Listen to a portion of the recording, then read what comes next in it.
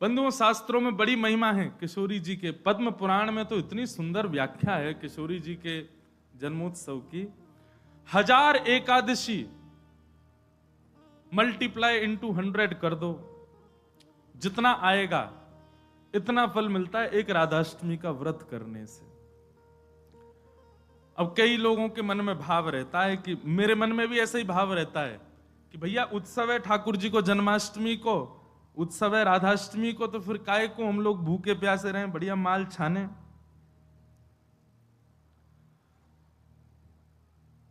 तो भाव तो रहता है, पर शास्त्रों में बड़ी महिमा है। व्रत करने का नियम मूलतः इस भाव से होता है कि भाई जब हम अन्न का सेवन नहीं करते हैं तो अन्न सेवन ना करने से आलस्य जाता है।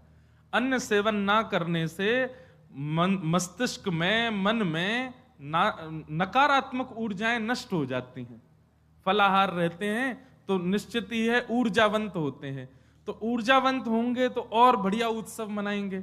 लेकिन बिल्कुल ही आहार ग्रहण नहीं करोगे तब तो फिर मतलब व्रत इसलिए करना है कि उत्सव में आपसे आपकी ऊर्जा पूरी लगे, आलस्य ना आवे, नकारात्मक भाव ना आवे, मन में कोई दुर्भाव ना आवे, इसलिए अन्न का त्याग किया जाता है। बाकी तो उत्सव में तो खूब पाओ धुआंधार, लेकिन व्रत करने से आपके उत्सव में बेहोशी आ रही है महाराज और बिना भोजन किए कुछ तो फिर उत्सव को भंग करने वाली बात हो जाएगी। उत्सव को भंग नहीं, उत्सव को सुंदर बनाने के लिए व्रत करना है।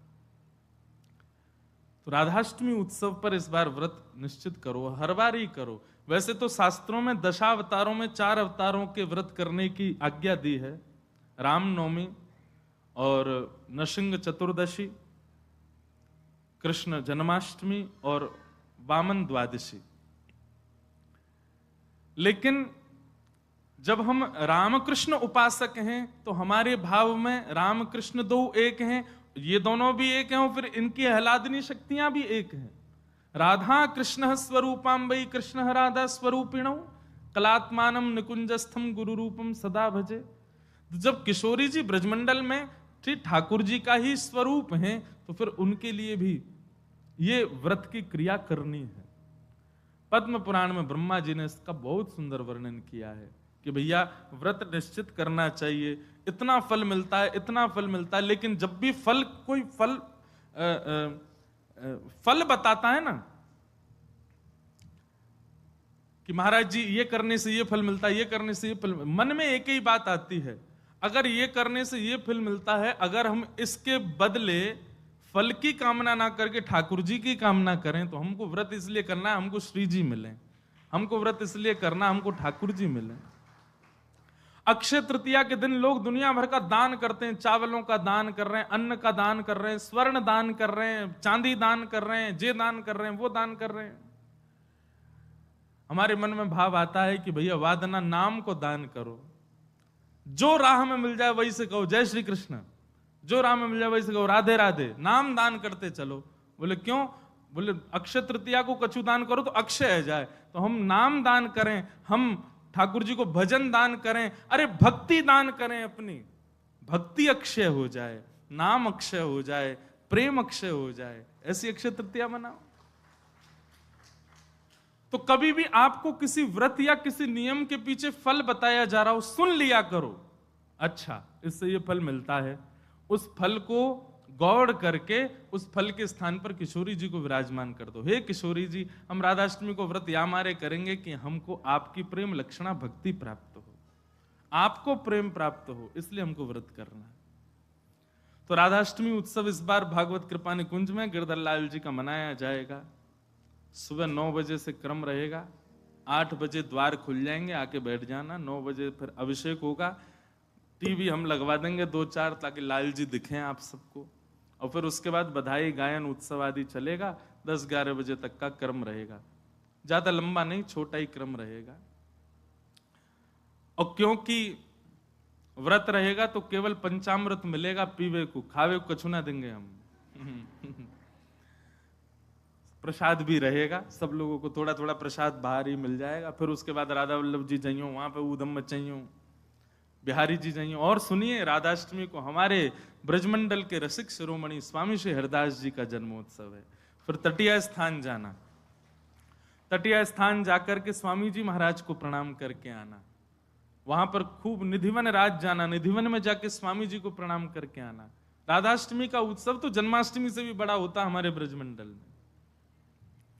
तो ऐसे राधाष्टमी का भाव। अब कई लोग पूछ रहे हैं कैसे क्रम होना चाहिए, तो देखो ठाकुर जी का जन्मोत्सव मनाया जाता रात्रि 12 बजे, पर किशोरी जी जो हैं ये उदिया भाव से प्रकट हुई, मतलब सूर्य उदय जैसे ही सूर्य की प्रथम किरण पड़ी है पृथ्वी पर, बस हल्के हल्के सूर्य उदय हुआ, तभी किशोरी जी का प्रादुर्भाव हुआ।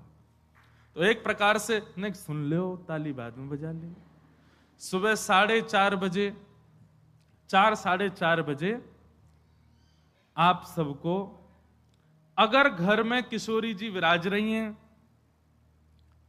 स्वच्छंद भाव से, तो किशोरी जी को अभिषेक करना। वैसे हम तो दोनों उनको ही कर दें, जन्माष्टमी पे भी युगल सरकार घर के ठाकुर जी जो हैं युगल राधा कृष्ण उनको करें, और राधाष्टमी पर भी दोनों उनको ही करें।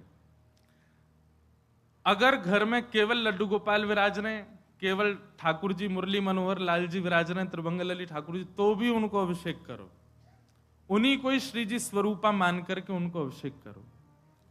वैसे तो नियम ऐसा है कि जन्माष्टमी और राधाष्टमी को रात्रि भर जागरण करो, रात भर उत्सव करो, रात भर नाचो गाओ आनंद करो, किशोरी जी को प्रादुर्भाव होगा।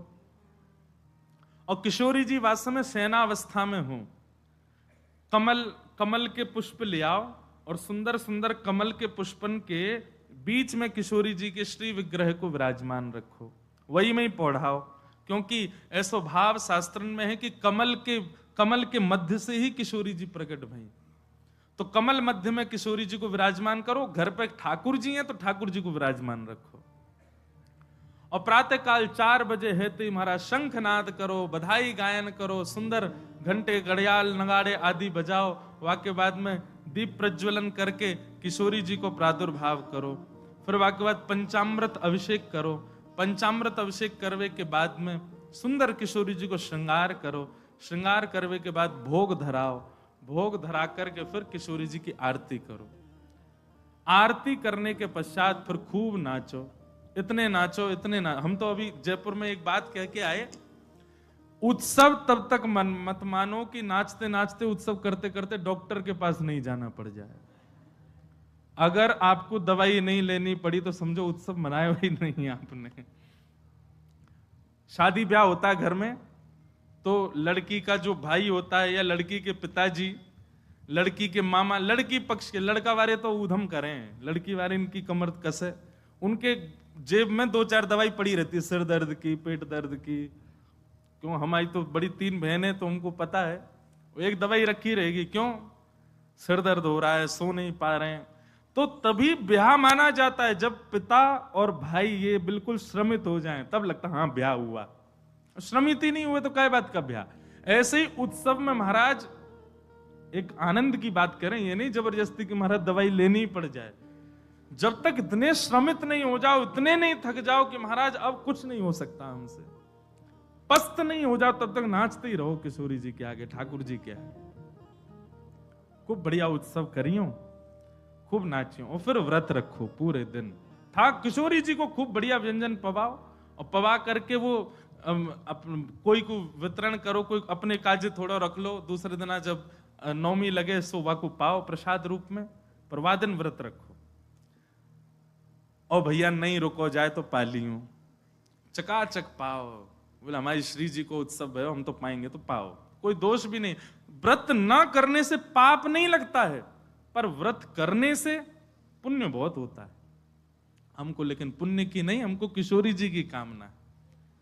तो इस प्रकार, और फिर एक नियम सुनो, या तो संभावना बने तो सहस्त्र कमल, 1000 कमल, और 1000 कमल की भावना नहीं बने तो 1000 कोई भी पुष्प, लेकिन सुगंधित होने चाहिए, बिना सुगंध वाले नहीं। मोगरा के हो जाएं, हार श्रृंगार के हो जाएं, गुलाब के हो जाएं, और यदि व्यवस्था बन जाए तो कमल 1000 हो जाएं। किशोरी जी के अभिषेक के बाद, आरती करने के बाद, सब आरती आदि पूजन किशोरी जी को भोग लगाने के बाद, फिर उसके बाद 1000 कमल से श्री चरणों की अर्चना करो। अब अर्चना में तो कई लोग ऐसा भाव रखेंगे कि राधा सहस्त्र नाम गाओ, राधा सहस्त्र नाम से 1000 कमल चढ़ाओ, पर हमारी भावना ऐसी, गोपाल सहस्त्र नाम से चढ़ाओ। गोपाल जी के नाम से एक एक कमल ठाकुर जी, क्योंकि भैया धन धन राधिका के चरण।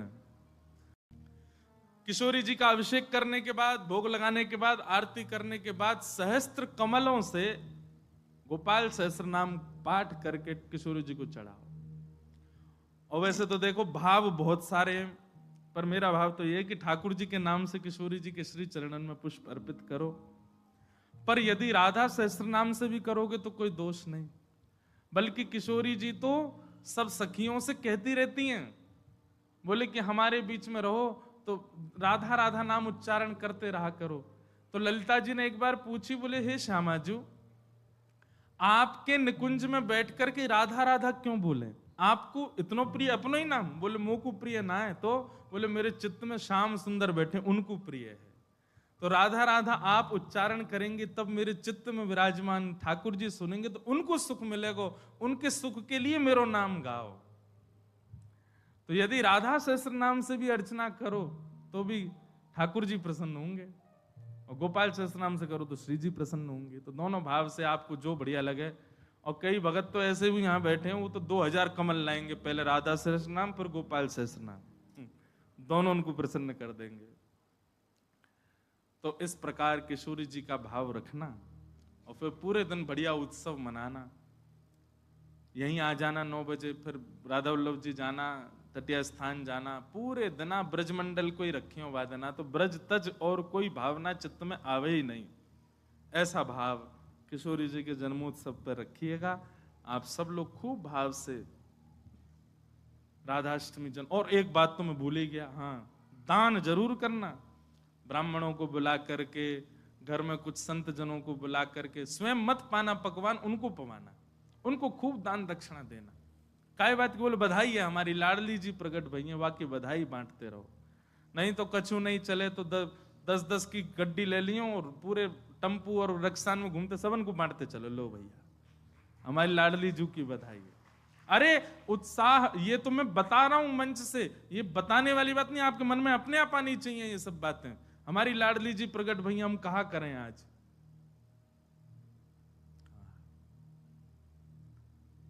सब मत हैं हमारे शास्त्रों में कि भैया ठाकुर जी से 1 वर्ष बड़ी हैं लाडली जी। कई भाव ऐसे बताए जाएं कि 1 साल बड़ी हैं, और कई भाव ऐसे बताए जाएं 15 दिन छोटी हैं। पर अधिकतर ब्रजवासी 15 दिन छोटी वारो भाव ही माने। लाडली जी नेक छोटी हैं लाडली ठाकुर जी से, क्योंकि हमने जब राधा रसामृत कथा करी नागपुर में, 2 बार कर चुके, वह कथा को तो सुख ही अलग है। कभी कभी मैं भी सुनता हूं, इतना आनंद मिलता है, सुख मिलता है किशोरी जी के चरित्र में। तो वहां एक प्रसंग सुनाया था मैंने कि जब किशोरी जी को प्रादुर्भाव भयो तो नंदरानी यशोदा भी आई हैं लाल जी को लेकर के। तो उससे ये बात प्रमाणित होती है कि ठाकुर जी को जन्म पहले भयो है, 15 दिन बाद किशोरी जी भई हैं। पर कई लोग अपनी कई भावनाओं को सिद्ध करने के लिए जबरदस्ती फिर इसी बात पे अड़े रहते, नहीं नहीं 1 साल बड़ी हैं लाडली जी, 1 साल बड़ी हैं किशोरी जी। कईयों को ब्याह करने होते हैं ना बड़ी से, तो कह देते राधा रानी भी तो बड़ी थी,